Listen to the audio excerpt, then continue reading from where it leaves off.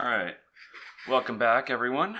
So last time I mentioned that we would take a look at a proper AAA game and just do a little bit of investigation and analysis into the level building, texturing, things like that I'd kind of pointed out were missing in my own test area.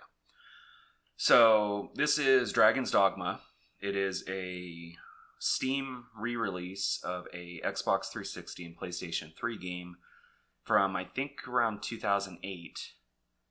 And what we have here is a large indoor area as part of the game's expansion. Now, let's start off. We'll look at the wall. So these walls, they all share the same exact texture that's being used, repeated across the main boundary of the room, being separated by these columns right here. So first off, how do I know this is the same exact texture?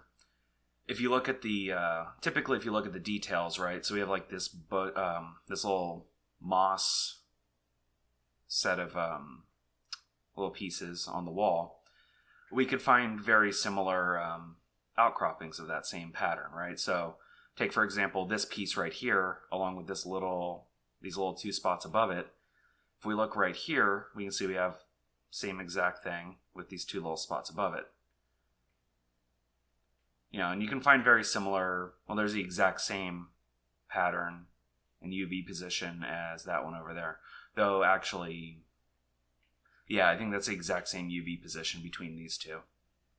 Just every other one is defined by having this larger section in the middle instead of this smaller hole. Now, this isn't as readily apparent unless you're actually going out of your way and looking for it. But, they very effectively reuse the same texture, and they hide the seam where... So, let me back up a step. So they can hide the way they repeat the texture by changing the UV coordinate on each panel. So the moss would appear at a different spot. Or they could have. It appears they didn't, seeing as the moss is pretty much in the exact same spot on every single one. But I digress. They could have solved that problem because they've hidden the seam between each of these faces with a column. So the spot where you would normally worry about a UV, or rather a pair of the same textures matching up, and having it be very jarring because it's very apparent that, hey, this spot between texture 1 is not the same spot as this other texture 1. They can hide that seam using these columns. So it would allow them a little bit more freedom with making it less apparent that these were repeating textures. But apparently they decided not to do that. Similarly, they've hidden the spot where the wall texture would intersect with the floor in a somewhat clashing manner by putting these stones around the base of the wall. Now, let's take a look a little further over here.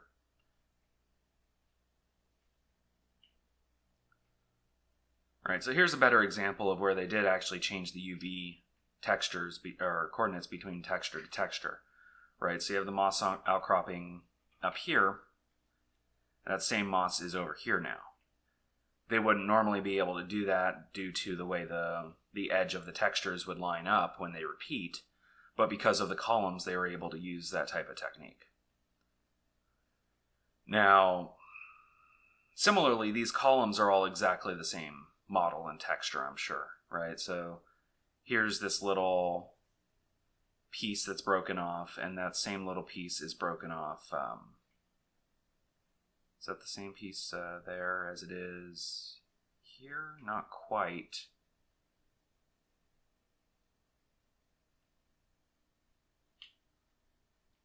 I think that's here.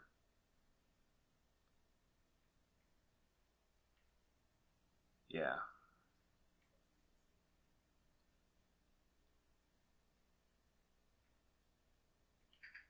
Maybe.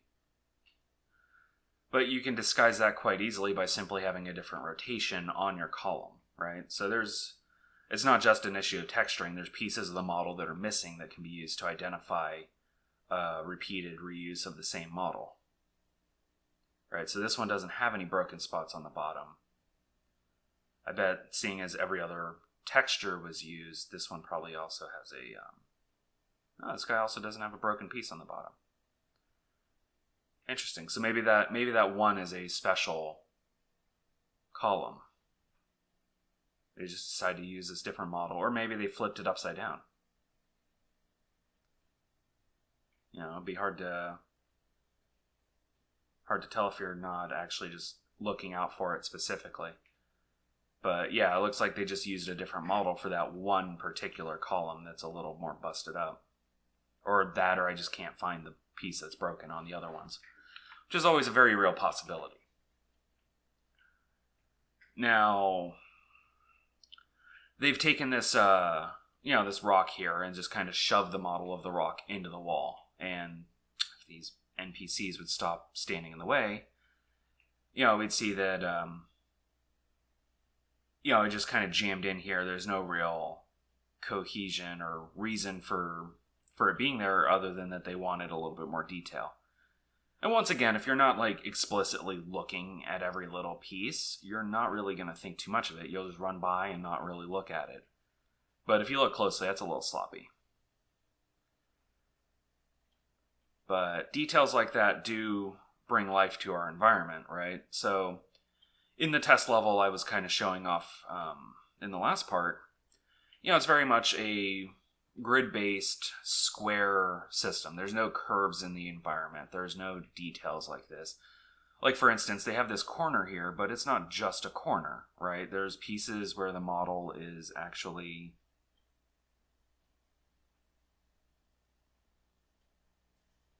broken up. Though actually, now that I'm looking at it, I can't quite tell if that's not just a square edge, and they've just got some alpha on the texture, and the texture's alpha blended to the model.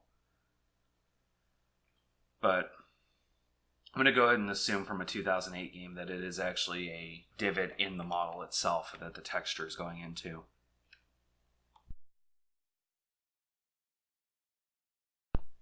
Now, let's see here.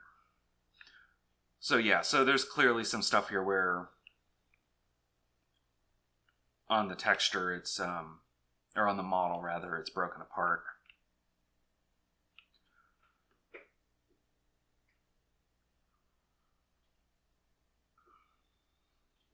Now, let's look at the floor texture for a quick second. So we've got our if you just look at the texture and ignore these little ferns, you can see this is a fairly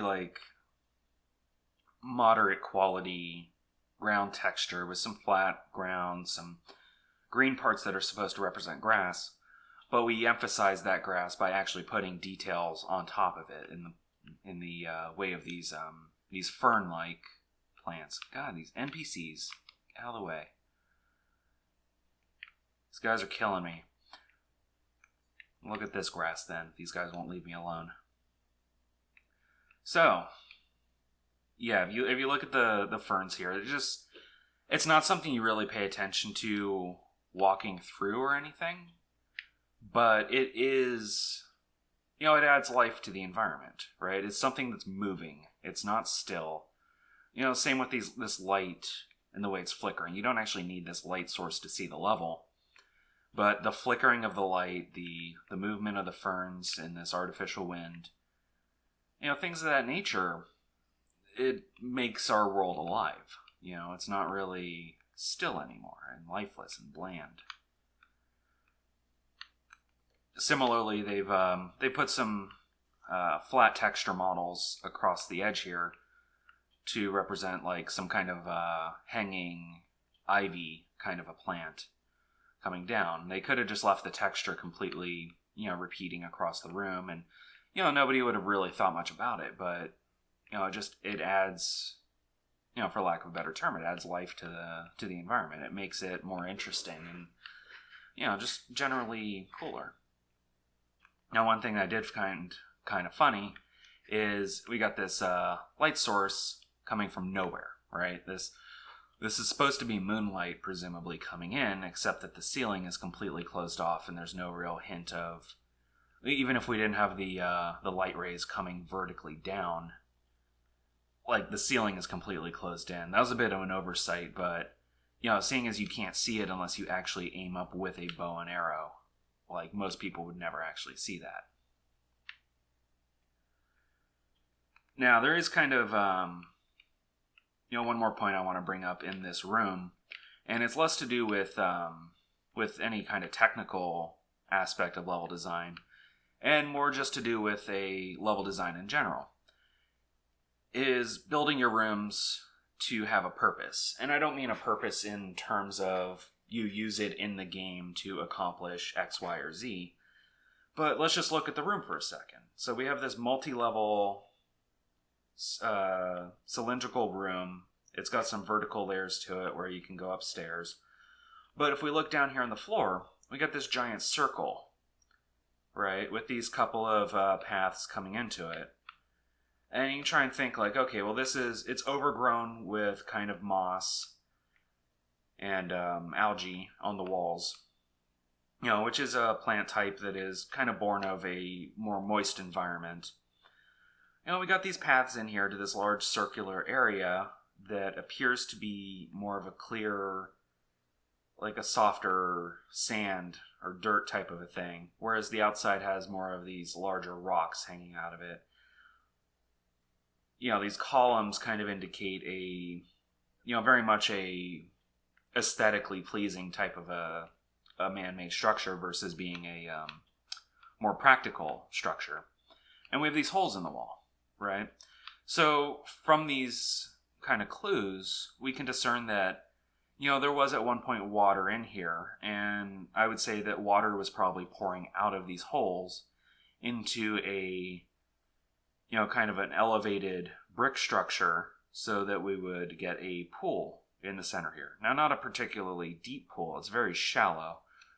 So maybe something where people would come and, for recreational purposes, relax around and, talk or, so on and so forth. You kind of build this narrative out of this level structure that I think for the typical player would probably just run through here, fight the enemies, get the treasure, see there's nothing else in here, and just run along to the next room without really stopping to think about what story the level is trying to tell. I think if you can build a level that tells a story like that, and you can grab the player and make them a part of the storytelling experience, then you're succeeding in a way that most games today just aren't even aware of. It's a very special thing when you can bring a player into your game world like that.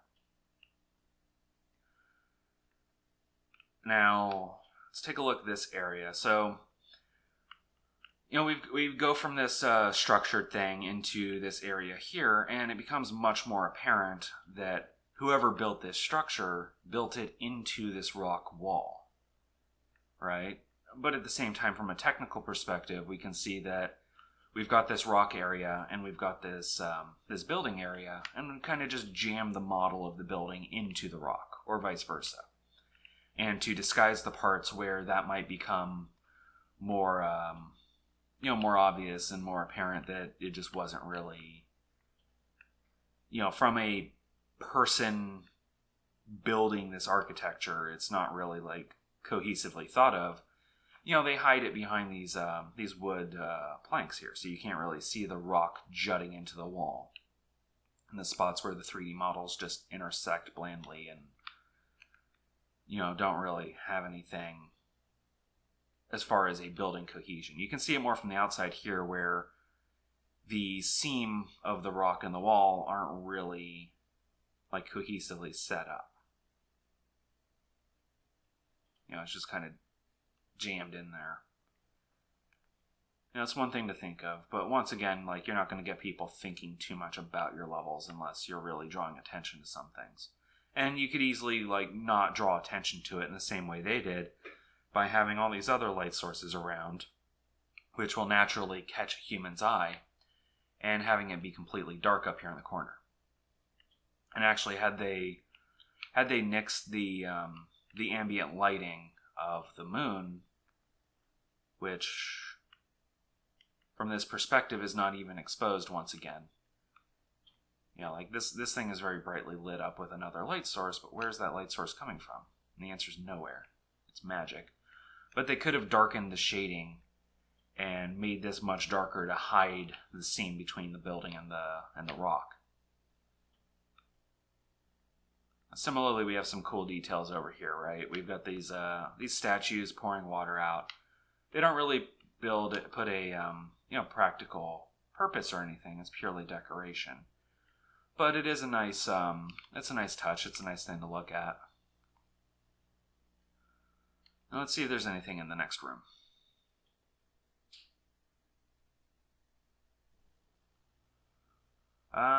So we have some battlements, and this is kind of cool, right? So, once again, very much repeating textures. This brick is the same texture as this brick. These two bricks put together is kind of the same as this one. But you do have these rocks are kind of bent out of shape. They're, falling apart. This one's kind of missing, like it's been knocked out by something hitting it. It definitely adds a layer of detail and kind of emphasizes the rundown nature of this area. And let's take a look. So here's a situation where we have corners that are not protected by a secondary piece of detail hiding the seams.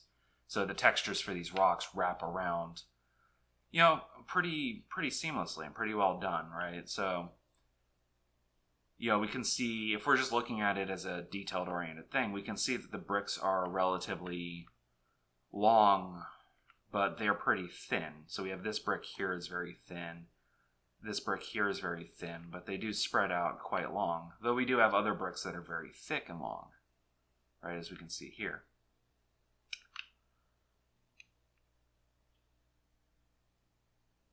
Alternately, we can see that this isn't just a sharp corner. This one is kind of bent around a lot in how the edge is set up with the vertices. So we can see we have a flat portion of the model right here where the texture is wrapping around, kind of indicating a part of this brick was broken off.